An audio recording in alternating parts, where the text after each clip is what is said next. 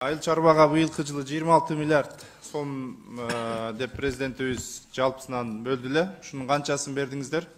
Бүгүнкү күндө 14 миллиард 787 миллион сом фактически бердик 9 айдын жыйынтыгы менен.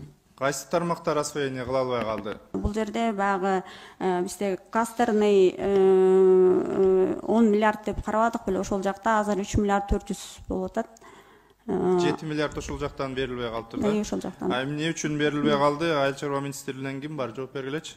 Нурбек Араевич, Айыл чарба министринин орун басары Алишеров Нурдин.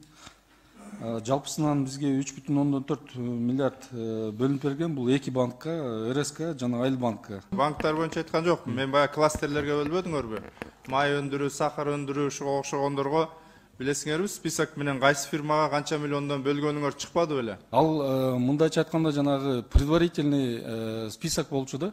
Аны менен банктар бөлгөн жок. Банктар в любом случае жанагы өзүнүн мыйзамдарынын негизинде карап, анан толук баягы талаптарга жооп берген гана жана эмелерге, талапкерлерге ошолорго эле бөлүп берет. Президент 26 миллиард акчаны бөлүп, айыл чарбасын көтөрөлү. Биздин эң негизги багыт ушул агро сектор болгон үчүн бөлдү эле.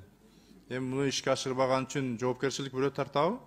Ошол акча айыл чарбага жумшалганда айыл чарба өндүрүмдүүлүгү өсүш болот эле да. Эгер чындап таза иштеп аткан фирмалар болсо, кластерди алып кете турган ошол ишканалар болсо беришиңер керек эле да.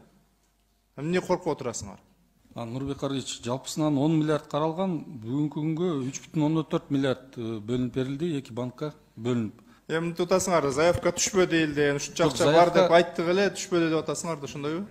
Жок, Заявкалар бар. Заявкалары бар, баары азыр документтери толук эместери турат. Бирок бул боюнча жумуш жүргүзүлүп атат.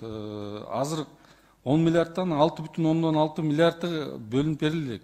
Негизинен ушул боюнча министрлик силер иштешиңиздер керек, саясат силерде болгондон кийин эмне кайсы жерде эмне токтоп атат, тез арада ушу чечим кабыл алып, ушул нерселерди ишке ашырышыңыздар керек да. Бул бюджет аткарылбай калды деген сөз. Жылдын аягына чейин дагы көрөбүз.